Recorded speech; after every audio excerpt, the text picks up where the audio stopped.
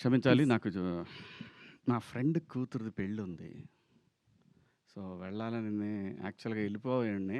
నిన్న బెన్నీ గారు ఫోన్ చేసి నాకు అంటే మరి నా అవార్డొచ్చినప్పుడు ఖచ్చితంగా ఉండాలి కదా! అందుకే కొంచెం తొందరగా ఎళ్ళిపోదాం అనుకుంటున్నాను. ఏమనుకోవద్దు.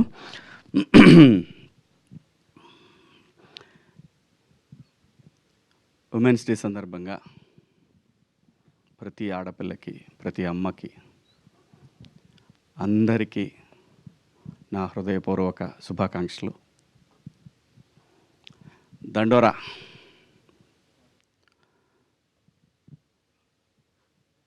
నేనొకటి నమ్ముతాను.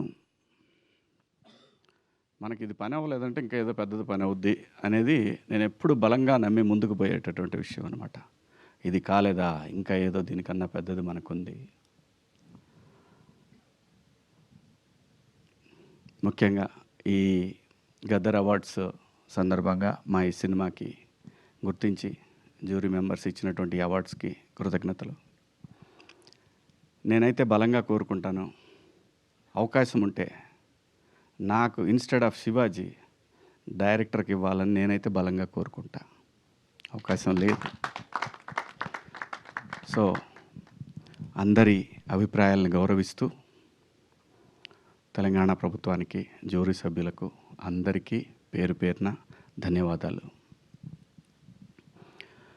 మరీ ముఖ్యంగా ఈ సినిమాకి ఏదైనా అండి ఒక శంకులో పోస్తేనే తీర్థం. అలాంటిది ఒక గొప్ప నటుడు ఎన్టీఆర్ గారి సినిమాకి ఒక ట్వీట్ అనేది ఒక ప్రభంజనంలాగా యావత్ తెలుగు జాతికి ఈ సినిమా దగ్గరైంది. దానికి ఎన్టీఆర్ గారికి హృదయపూర్వక ధన్యవాదాలండి. అలాగే ఈ సినిమాకి మంచి మ్యూజిక్‌ని అందించిన మార్క్ రాబిన్ గారికి, అలాగే ఈ సినిమా నా పాత్రకి ఈ పాత్రని డైరెక్టర్ గారు అడిగినప్పుడు నన్ను అంగీకరించిన బెన్నీ గారికి, అలాగే ఈ సినిమాకి ఇంత మంచి అప్లాజ్ రావడానికి కారణమైన ఈ విజువల్స్ ఇవన్నీ తీసిన కెమెరామ్యాన్ వెంకట్ గారికి, అలాగే ఎడిటరు ఒక మహిళ సృజన, తనకి పనిచేసిన ప్రతి టెక్నీషియన్‌కి ఈ అవార్డు వెళ్తుందండి. అందులో ఎటువంటి సందేహం లేదు. Everybody deserve for this. అనుమానమేం లేదు. అందరూ ఎంత గొప్పగా యాక్ట్ చేశారంటే ప్రతి ఒక్క ఆర్టిస్టు ఈ ఒక్క సినిమా తెలుగు టాలెంట్ ఎంత ఉందనే దానికి ఒక చిన్న మీటర్ అండి. ఒక చిన్న మీటరు. ఏ ఒక్కరు కూడా ఇంత కూడా నటన అనేది కనపడకుండా జీవించినటువంటి ఓ మంచి లైబ్రరీ లాంటి సినిమా ఈ సినిమా మాత్రం. అందులో చేసిన ప్రతి ఒక్క ఆర్టిస్టు అద్భుతం, అద్భుతం, అద్భుతం. అంత బ్రహ్మాండంగా చేశారు. అలాగే ఈ సినిమాకి సాహిత్యాన్ని అందించిన నేను కాసర్ల శ్యామ్ గారు, పూర్ణాచారి, ఇంకా శ్రీమణి అందరూ కూడా అండి ఎంత బ్రహ్మాండంగా ఇన్వాల్వ్ అయ్యి రాశారు. అందరికీ కూడా పేరు పేరున ధన్యవాదాలు. అలాగే ఈ సినిమాకి పనిచేసిన ప్రొడక్షన్ టీము అందరికీ కూడా, ప్రొడక్షన్ డిపార్ట్మెంట్‌కి, ఎడ్వర్డ్‌కి అందరికీ పేరు పేరున ధన్యవాదాలు, శుభాకాంక్షలు. దండోరా సినిమాకి అసలు ఈ కథ రాయాలని తనకు అనిపించడం అనేది మా కోసమే రాసినట్టున్నాడు మురళీ గారు. ఎందుకంటే అండి ఏ చర్య ఎందుకు జరుగుతుందో ఈ సృష్టిలో ఎవరికీ తెలీదు. నాకు తెలీదు. ఇతనికి నానంటే సచ్చిన చేసేవాడిని కాదు. నాకు చెప్పలా ముదురులన్నీ.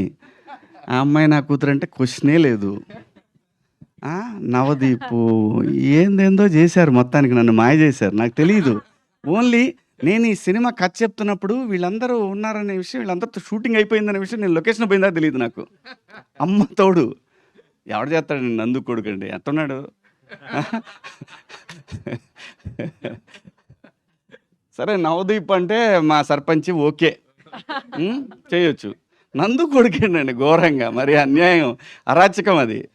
కానీ దానికోసం నేనే ఏదో నా తిప్పలు నింబడి అంటే అనుకుంటారు యాక్టర్లు వాళ్ళకి టైంకి వస్తారు, డబ్బులు ఇస్తే చేసేసి వెళ్ళిపోతారు అంటారు. కాదండి, ఈ సినిమాకి నేను చేసిన పని తనకు కూడా తెలియదు. నేను నిద్రపోలా చాలా రోజులు. ఎందుకు నిద్రపోలేదంటే పూర్తి టైం 8 అవర్స్ నేనెప్పుడు నిద్రపోలా. ఓ 3 అవర్స్ నిద్రపోయాను. మొహం నిద్ర లేకపోతే ఉబ్బిద్ది. కొంచెం జీవం చచ్చిపోద్ది ఫేస్‌లో. లేతే ఈళ్ళకి ఫాదర్ అంటే ఎవడు నమ్ముతాడు? ఫ్రెష్‌గా తయారొస్తే ఇతని ఫాదర్ ఏంటి ఫ్రెండ్ అన్నా కూడా నమ్మరు. నేను. Trust me. నాకు ఆ గిఫ్ట్ ఇచ్చాడు భగవంతుడు. గడ్డం తీస్తే ఓ రకంగా ఉంటాను. గడ్డం పెంచితే ఓ రకంగా ఉంటాను. రంగు అయిపోతే ఇంకో రకంగా ఉంటాను. ఇది నిజం. అది గాడ్ గిఫ్ట్. దాన్ని అబ్యూజ్ చేయకూడదు మనం. ఆర్టిస్టులుగా అబ్యూజ్ చేయకుండా ఉంటే చాలా దూరం వెళ్ళొచ్చనమాట. అది నేను బలంగా నమ్ముతాను. ఎందుకంటే దీని మీద బతకడానికి, దీని మీద ఈ సినిమా మీద బతకడానికి, దీని ద్వారా ఫ్యామిలీని నెక్స్ట్ జనరేషన్స్‌ని ఇంకా ముందుకు తీసుకెళ్ళటానికి ఒక అద్భుతమైనటువంటి అవకాశం. దీన్ని నేను ఏ రోజు అబ్యూజ్ చేయలా. అది రెమ్యునరేషన్స్ విషయం కానివ్వండి, పని చేసే విషయంలో కానివ్వండి, టైమింగ్స్ కానివ్వండి, టైంకి వణుకొచ్చేస్తాయి. ఖచ్చితంగా యూనిట్ వెంతో సహా ఉండేవాడిని. మొదటి రోజు నుంచి. ఇప్పుడు కాదు. ఎందుకంటే ఆకలి విలువ తెలిసినోళ్ళం. సో, కాబట్టి ఇది దైవంతో సమానం ఈ పని అనేది. అంత మంచి అవకాశాన్ని ఈ సినిమాలో నేను ఈ సినిమా కనెక్ట్ అయింది మళ్ళీ మళ్ళీ చెప్తున్నా. నేను ఈ సినిమా కథకి కనెక్ట్ అయింది కేవలం నేను ఈ సినిమా చేయటానికి నాకు విపరీతమైన ప్రొవోక్ చేసినటువంటి ఒక పాత్ర రాధ్య. ఆ పాత్ర గనక లేకపోతే అదే బిందుమాధవి కూతురు. ఆ పాత్ర లేకపోతే నేను చేయను ఈ సినిమా. అమ్మ తోడు.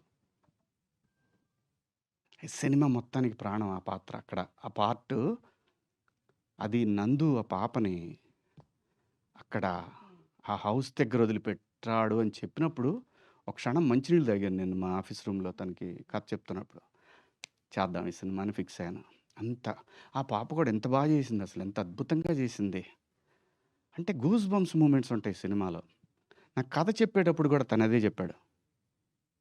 నేను అంతే రియాక్ట్ అయ్యాను.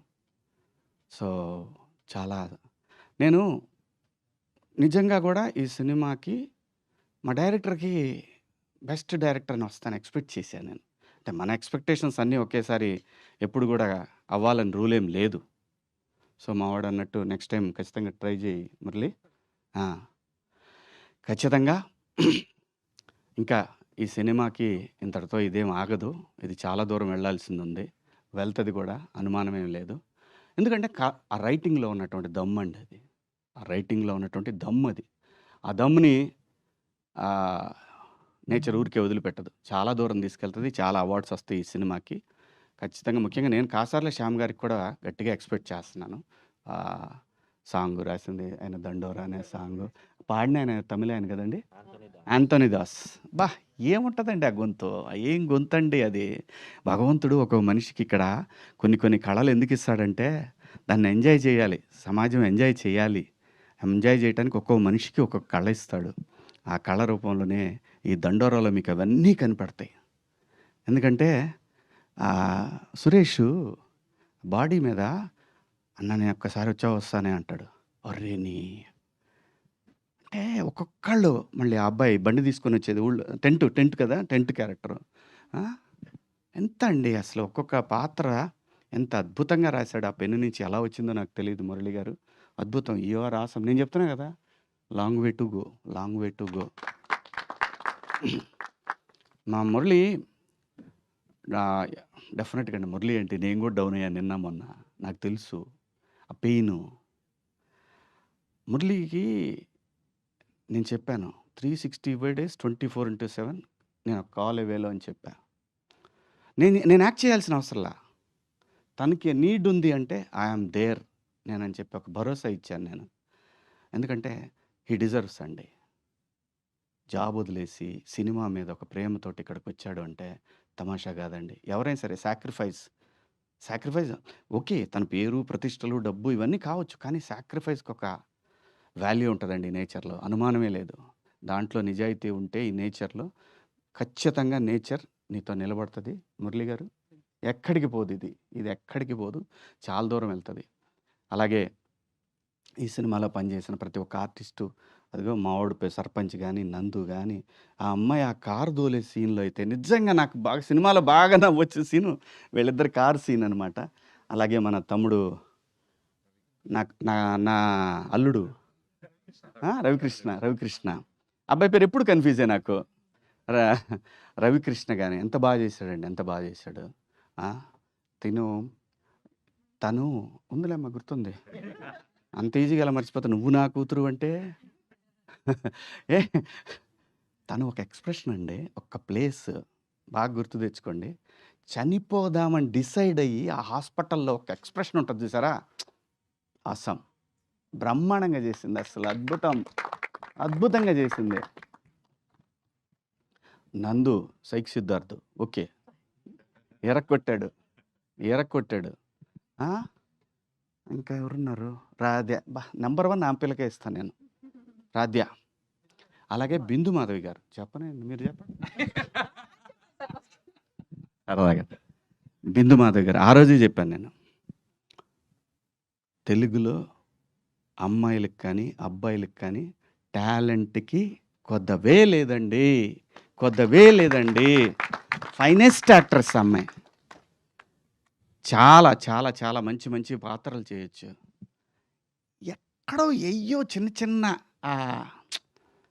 చిన్న అదే చూద్దాం అనే వద్దు, బ్రహ్మాండంగా చేయగలం, బ్రహ్మాండంగా. అంటే ఈ దేశంలో ఏ భాష కన్నా తక్కువ కాని నటులు మన తెలుగు సినిమాలో ఉన్నారండి.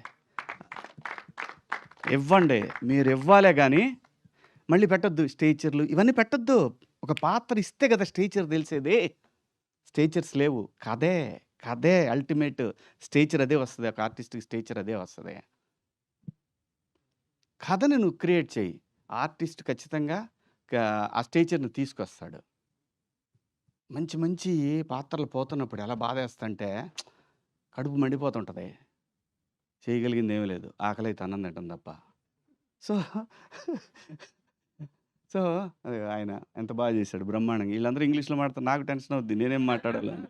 మీ అమ్మ అలా, ఎందుకంటే బాగా చదువుకున్నవాళ్ళు వీళ్ళందరూ, అందరూ చదువుకున్నోళ్ళు. మనమేం బిఏ తెలుగు మీడియం, ఒక్కోసారి కంగారు అవుతుంటుంది, వాళ్ళు ఇంగ్లీష్లో మాడుతుంటారు, టెన్షన్ అవుతుంటుంది. కానీ మనకిచ్చాడు బ్రహ్మాండమైన నటన అనే ఒక అద్భుతమైనటువంటి సాధనాన్ని. దాంతో అమెరికాలో కూడా బతికేయచ్చు ఇంగ్లీష్ రాపోయినా. సో చాలా హ్యాపీగా ఉందండి. Thank you Murali, thank you. మళ్ళీ చెప్తున్నాను, any time any centre single hand.